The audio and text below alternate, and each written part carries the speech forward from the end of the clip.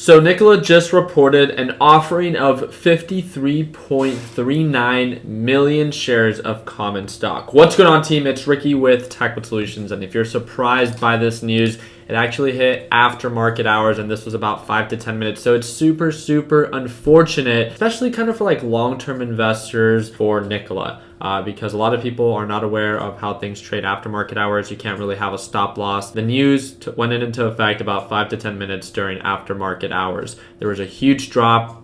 It dropped nearly 20%. As of right now, it's trading below $40, and I simply want to talk about and highlight what this means. So you guys can share your opinion down below. I was going to upload this video today because today's Friday, but I'm actually going to just save it for Saturday as the market's closed anyways, and I would hate for you guys to make an impulsive decision. And just like we've said before, right, nothing in life worth having should ever come easy. Please just take time, collect your thoughts, and maybe plan and prepare for Monday with, if you are someone that potentially wants to buy the dip, or are you someone that wants to potentially wait to see if things can get worse before they get better? So what exactly happened today, and why is there a big drop? That's kind of the question that everyone is asking right now. So 53.39 million shares of common stock shares were offered. And what that means is I made a video late last month, and I talked about this idea of the S1 filing that Nikola filed. And pretty much what it means is that, for PIPE investors, which means original investors in Nikola. So the S1 filing, once it gets approved, which in a sense it got approved officially today and it goes into effect,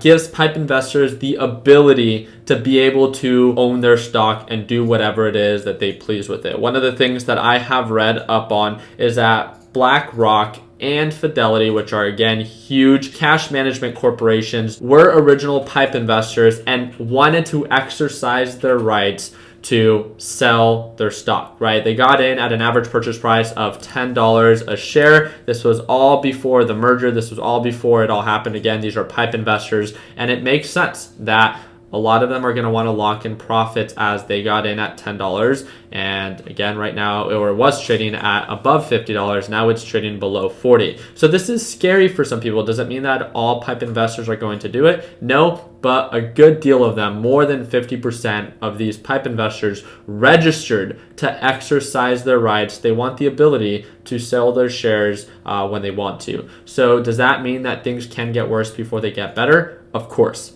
Does that mean that it's going to just completely tank? Of course not. And now the question that a lot of people have is Nikola a buy or should we wait?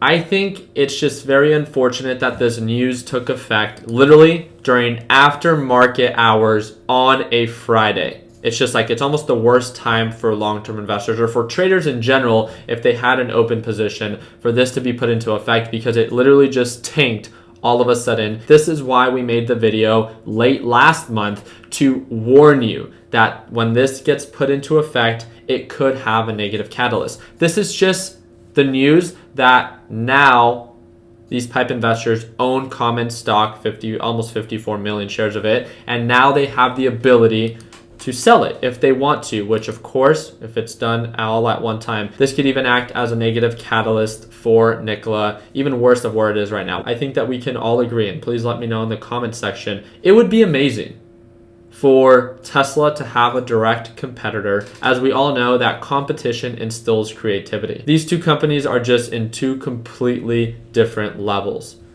Nikola does have their semi-truck, right, which they've been able to share before. But if I'm not mistaken, they have not started production on any of their vehicles. And they have still yet to disclose all the information for the Badger truck, but yet it's something that we have to look forward to when it comes down to Nikola World, which is, if I'm not mistaken, December 3rd to December 5th, which is where they plan to debut the Badger truck, which went available for pre-order, if I'm not mistaken, on June 29th. And they sold out on about 1,000 pre-orders at the $5,000 deposit, which in my opinion, honestly, isn't that much. Now that it pulled back, what I wanted to perform was a very quick technical analysis. One of the things that I want to point out from the last time that it pulled back is that it pulled back and it found a support at $40 and it recovered right away. So yes, I do agree we are at a previous support level. So I would say that this is a critical point. This is something that I would, as a trader, not as an investor, something where I would follow up with it on Monday. I would set my alerts on both sides, if it makes lower lows or if it makes higher highs. If it actually begins to indicate signs of an uptrend, then great, right? It dipped quite a bit. This could be a good opportunity where if it actually begins to recover, we can manage our risk within the day. But because things are so uncertain, they just have a bunch of renders on their websites for their trucks, for their Can-Am lookalikes, for their jet ski lookalikes, and they're never working vehicles. They almost just look like shells of vehicles. And it's crazy for a company to right now be worth was worth about $20 billion with their market cap valuation, which is ridiculous, right? And for them to actually show so little. Yeah, they have their semi-truck, but with what it is that they're debuting and what it is that they are, showcasing that they're going to offer, I don't feel have really met investors' expectations. I really hope that they prove everyone wrong. It's something that I'm excited to follow up with. I just really think that Nikola has a lot to prove, which is why I honestly would not be surprised, and this is why I drew in these previous support levels. You guys can see that previously as Nikola was trading and it did that merger through VTIQ and then it became Nikola itself, it had previous support and resistance levels right around $20 to $30, and then it would pull back. It would find a support level at $20, had the same resistance level at $30, and then it broke above that, and then it began to trade within a different range around $30 to $40. So what I'm saying is, since it really went through this merger, which is right around this general area, and it saw a huge push, since then, it has not been below the SMA line really, right?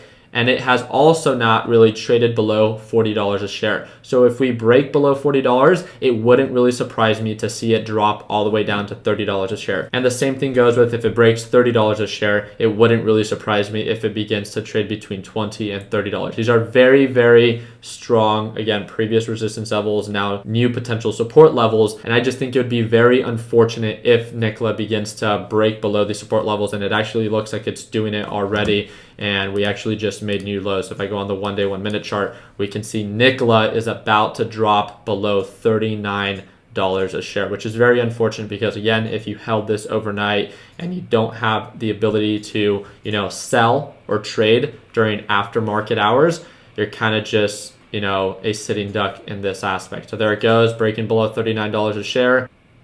There it goes, just broke below $39 a share, and it just keeps dropping. And it only makes sense that if these big cash management companies as BlackRock and Fidelity do exercise their right, especially all within a very short period of time, we can easily see Nikola continue to bleed. But again, just like anyone else, I'm all for a good dip buy opportunity. And based off of previous support levels, it did find a very common support at $40. So I'm excited to follow up with this one on Monday. But until then, I'm going to set my alerts. And again, sometimes one of the best things that you can do is just stay patient. So there's nothing wrong with adding it to your watch list, setting your alerts. And if the opportunity presents itself and it actually begins to indicate signs of an uptrend, then great. But guess what? If it continues to sell off, as long as you're not already in an open position, just think about this.